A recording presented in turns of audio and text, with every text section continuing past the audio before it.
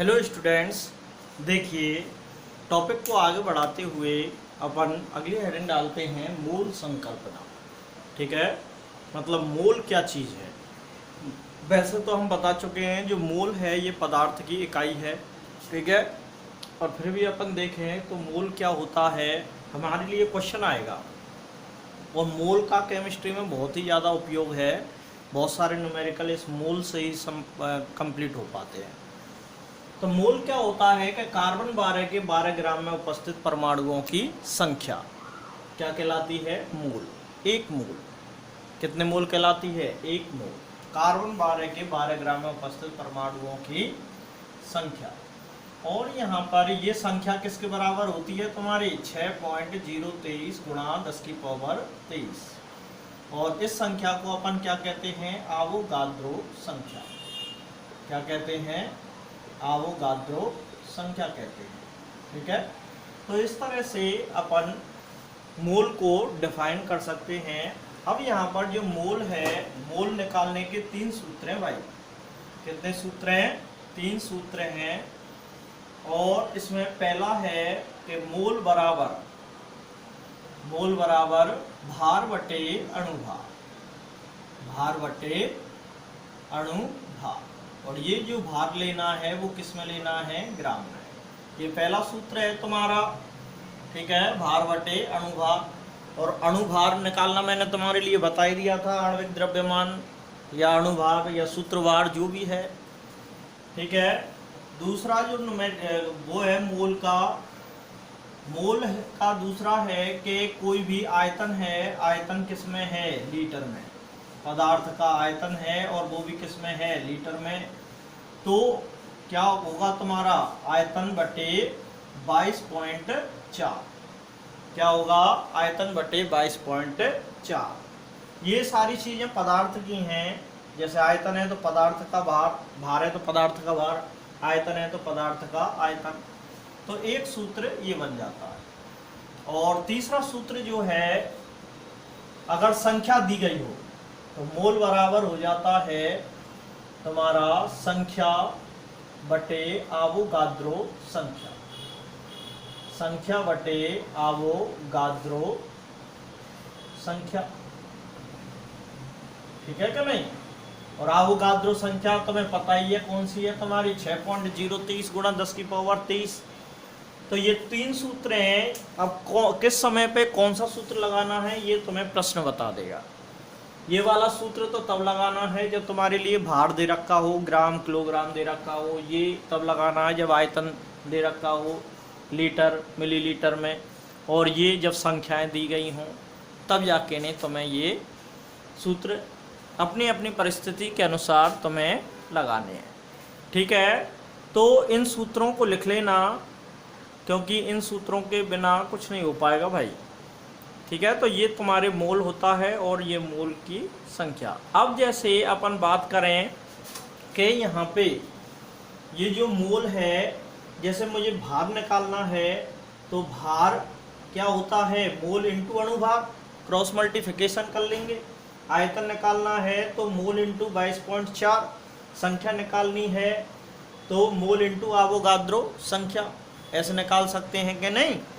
तो cross multiplication करके हम दोनों सभी की वैल्यू इसको निकाल सकते हैं।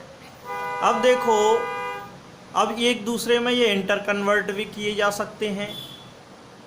तो देखो मैंने इनको एक दूसरे से इस चित्र के माध्यम से संबंधित कर दिया।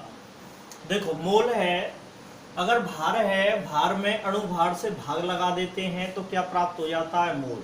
और मोल में यदि अणुभार का गुणा कर देते हैं तो भार प्राप्त हो जाता है। ठीक है, यदि भाग लगाओगे तो मोल बनेगा और मोल में अणुभार से गुणा करोगे तो भार बन जाएगा। संख्या है कोई भी और उसमें यदि Na से भाग लगाएंगे तो क्या प्राप्त हो जाएगा, मोल। ठीक है, और यदि मोल में यदि हम Na से गुणा कर देंगे तो क्या प्राप्त हो जाएगा, संख्या।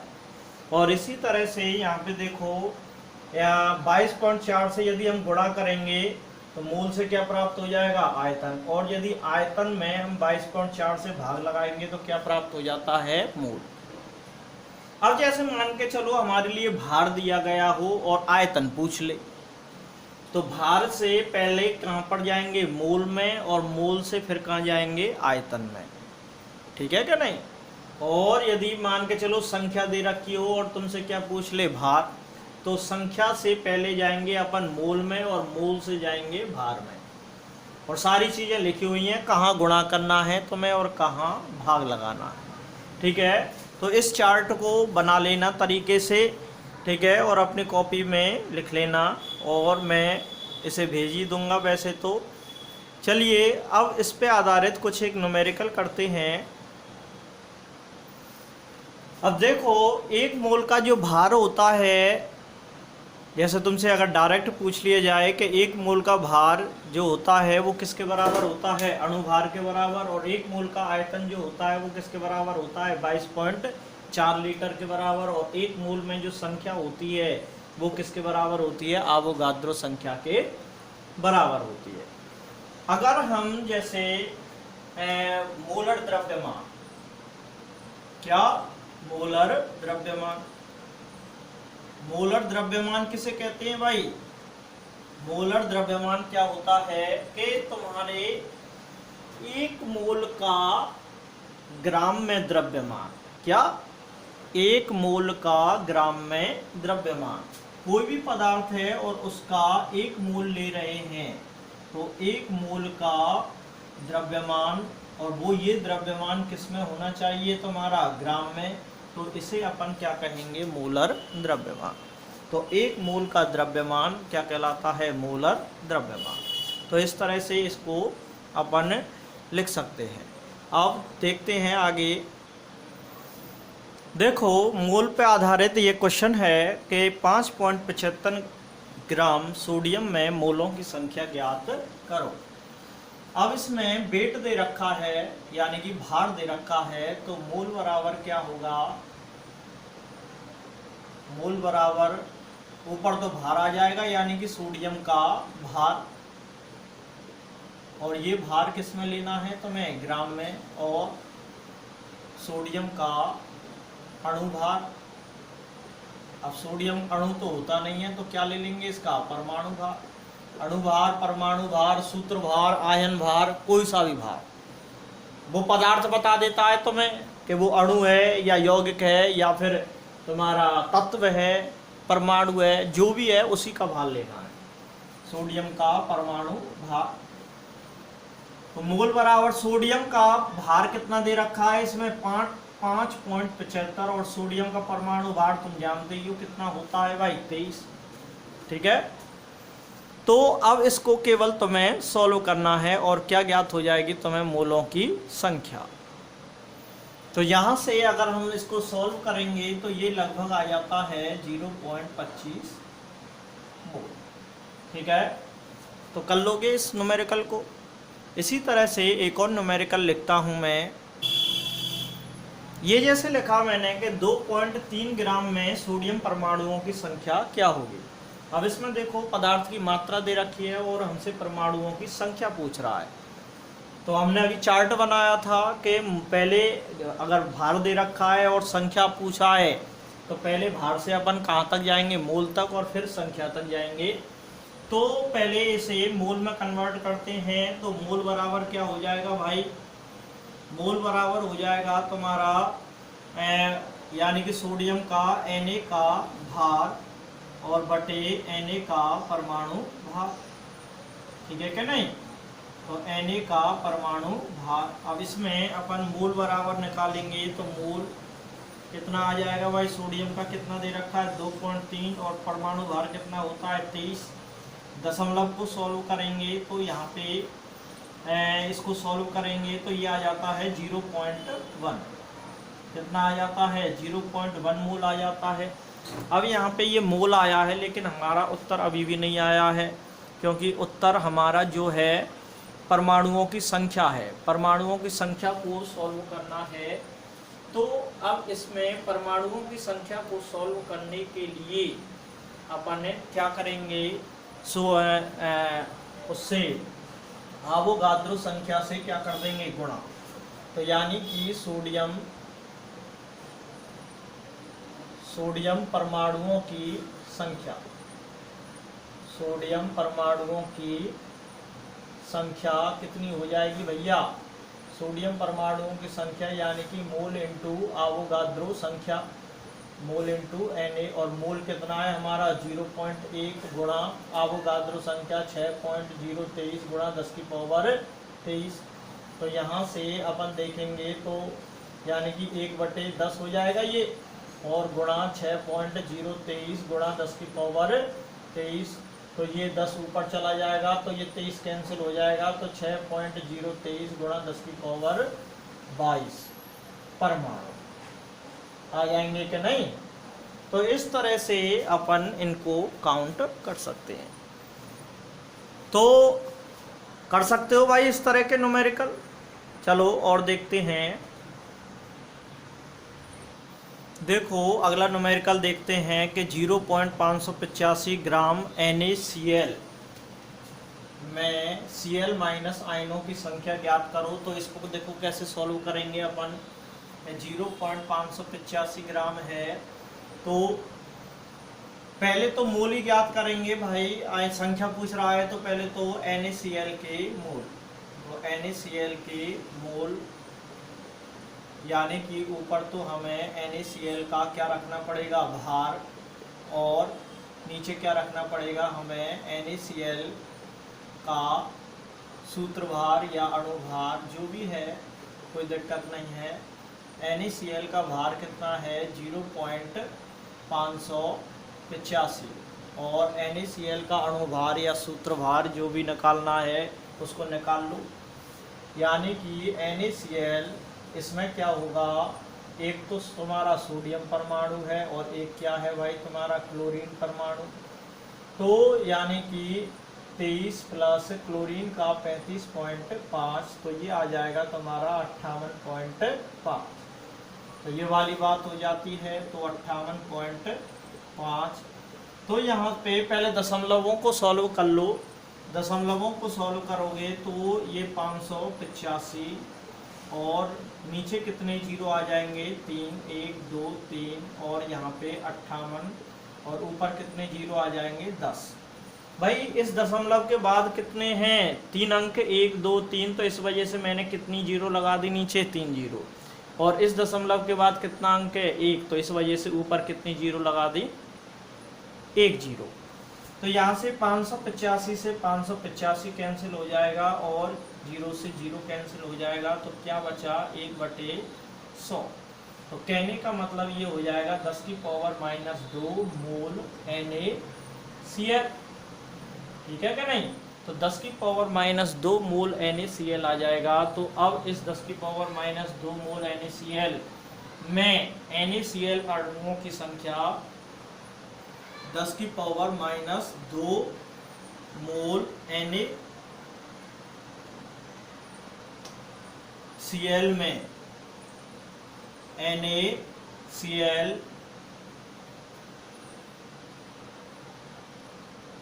अणुओं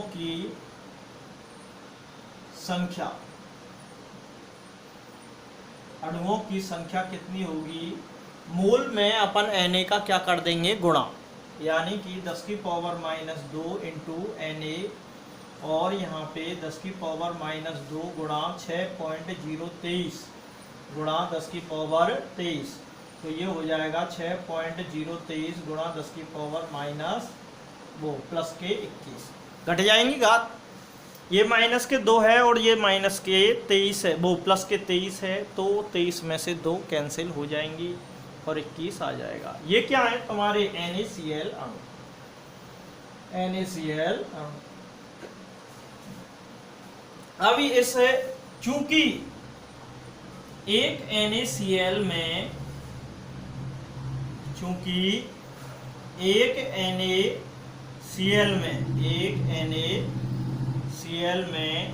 Cl माइनस आयनों की संख्या कितनी है 1।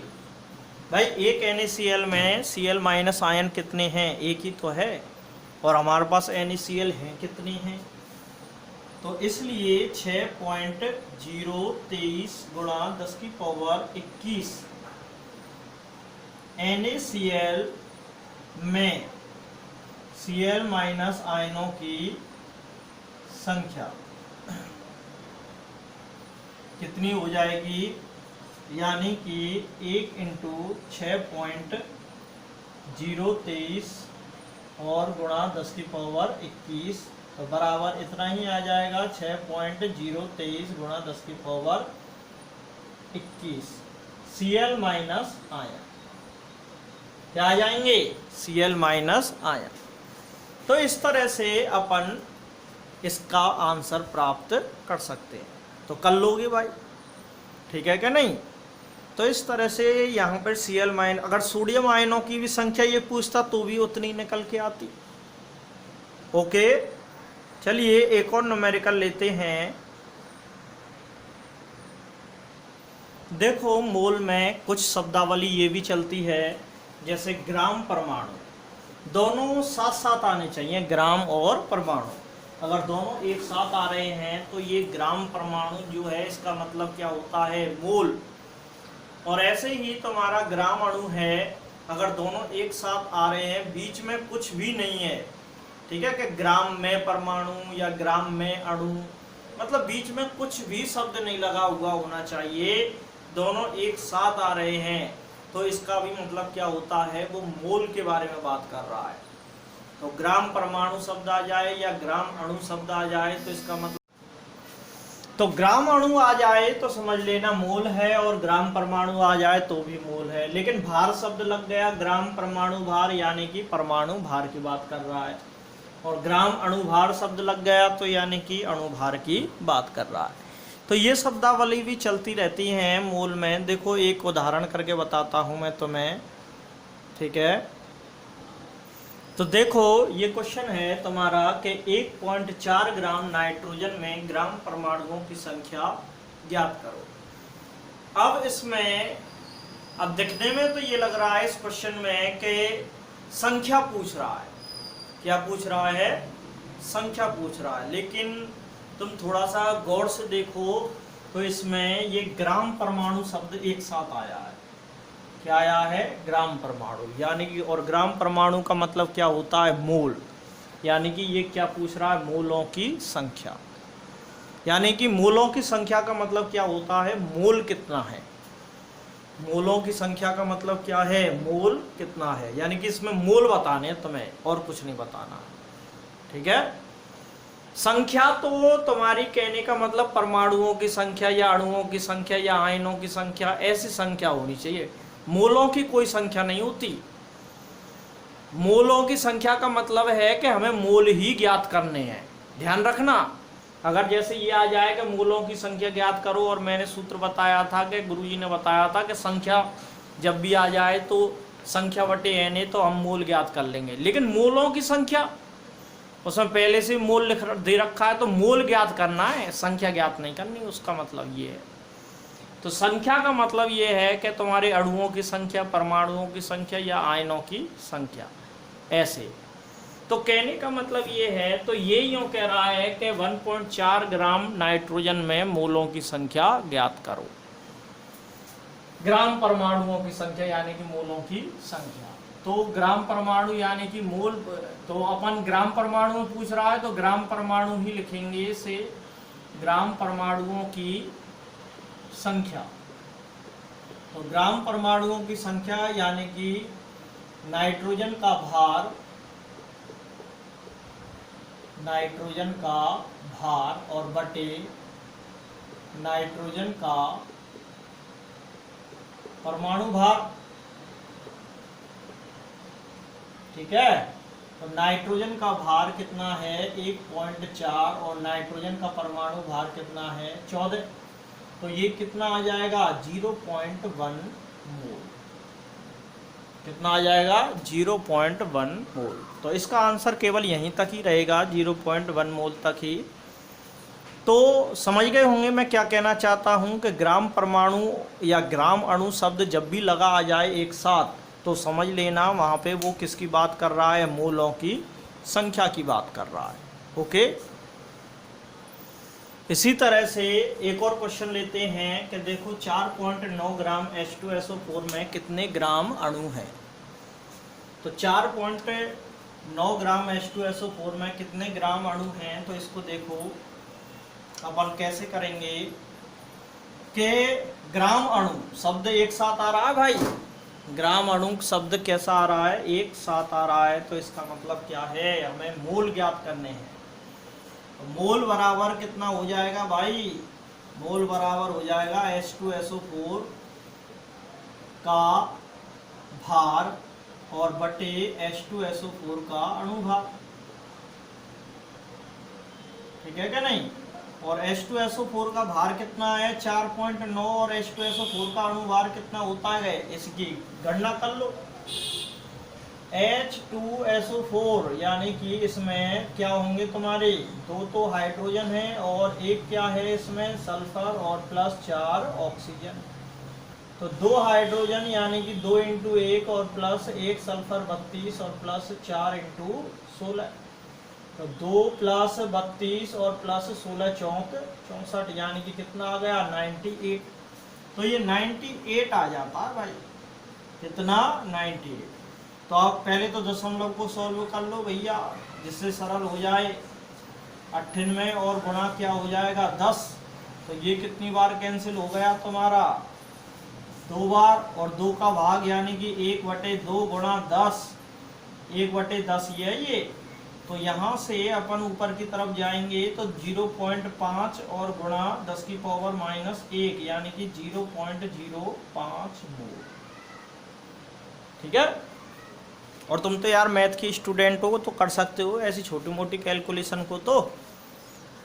तो इस तरह से अपन ग्राम अणु आ जाए या ग्राम परमाणु एक साथ आ जाए तो इसका मतलब क्या लगा लेना सदैव, क्योंकि किसके बारे में बात कर रहा है वो मोलों